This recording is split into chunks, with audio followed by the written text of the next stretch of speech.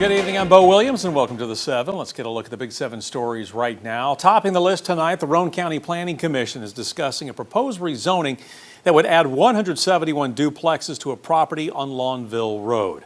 Now, it would rezone around 58 acres from rural to residential. This is all part of Roane County's long-term strategic plan to accommodate the needs of its rapidly growing community. Now, members of the community have mixed opinions about the proposed development.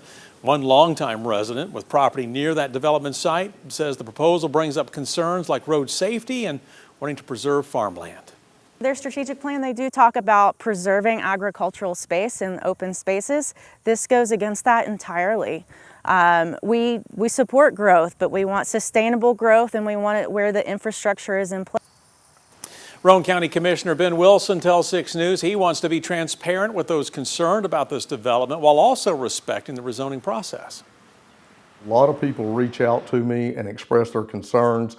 A lot of the concerns is over the greenway, losing farmland, that was one, and the amount of traffic that's going to be taking place on that road.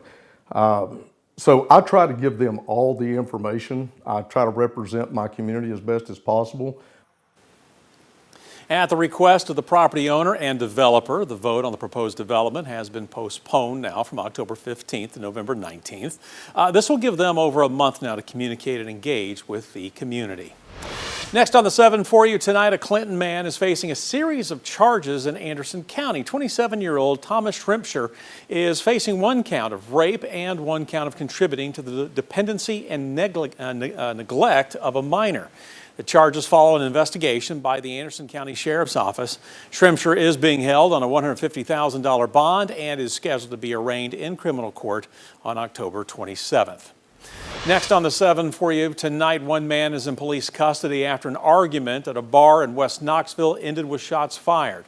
Police say a woman and her boyfriend were trying to leave Buckethead Tavern on Ray Mears Boulevard just after 2 o'clock yesterday morning when a truck blocked them in. The drivers began arguing. Then a man named Austin Ford allegedly pulled out a gun from the truck. Now, the couple were able to leave the parking lot, but a witness says the truck followed and fired shots into the air.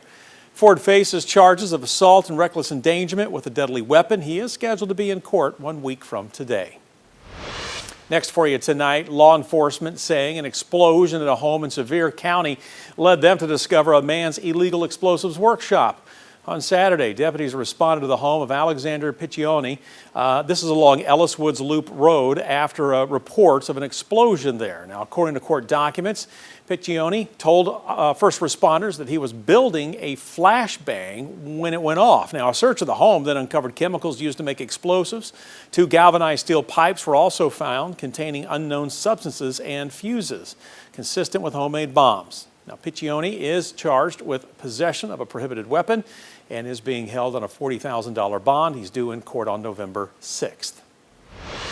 Up next, Governor Lee visiting the Tennessee community left devastated by a blast at an explosives manufacturing plant, surveying the damage left behind. This afternoon, first responders released the names of those believed to be dead, representing a huge loss for that community. And as people there grieve, the governor taking time to meet with the families of those still missing. And let me just say, it was quite moving to be there with those families. Most importantly, to be there with the people in the community that are surrounding those families. There's counseling support for them, there's church support, there's community support. It's kind of what Tennesseans do. They surround themselves in the greatest of times of challenge. Governor adds there are a lot of questions that have yet to be answered and that it could take months to do so. And we're learning more about the company at the center of that explosion. Our sister station in Nashville obtained records from the Tennessee Occupational Safety and Health Administration, or TOSHA. They showed a number of violations at the facility. Now, documents show that in 2019, several employees had seizures after potential exposure to an explosive powder. State claims some workers were not required to wear protective equipment. They should be able to find out the point of origin. We do this in fire investigations where you can look and you can kind of tell where the first blast of fire came from. They should be able to track this down based on what the company was doing at the time, what they were working on, where it was. And if all of that matches up with what the company is saying, they should be able to wrap it up reasonably quick it's not going to be overnight. You really want to first take the time to make sure everybody's safe. For now, there's still no indication of what caused the explosion. Fire is now out at a Knoxville apartment complex. A male victim recovering at the hospital. Knoxville Fire Department sharing these pictures on Facebook showing the scene at Spring Meadows Apartments on Washington Ridge Way. That's just off Washington Pike near the Middletown Pike intersection. Fire crews have not shared the cause of the fire, but their pictures do show some scorched items on an apartment stove, plus damage through the attic and into the building's roof. 9 people, several animals, were displaced from 4 units in the building. The American Red Cross is assisting them this evening. Of course, we'll keep you posted as more information comes to light. And we're learning more about the serious medical complications facing Knox County Deputy Dalton Swanger. His girlfriend sharing on Facebook that Swanger is now battling a life-threatening condition called tracheal stenosis, a case where his trachea has narrowed to the size of a straw, and 3 surgeries to open it have failed.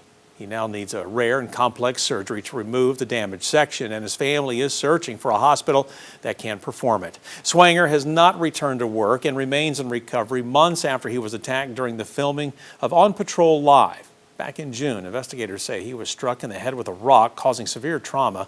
The suspect, Christopher Hensley, is charged with attempted second-degree murder. Now to a 6 on your side traffic alert. Knox County drivers, be aware that I-275 will have some intermittent lane closures tonight. This will be happening in the area of the bridge over Elm Street and Bernard Avenue, which has seen a few weekend closures since this summer for a bridge replacement project. TDOT says this latest round of lane closures will affect traffic in both directions. Crews will be installing pavement markings and traffic control devices. TDOT says the intermittent closures will happen nightly from 7 p.m. to 6 a.m. through Friday morning.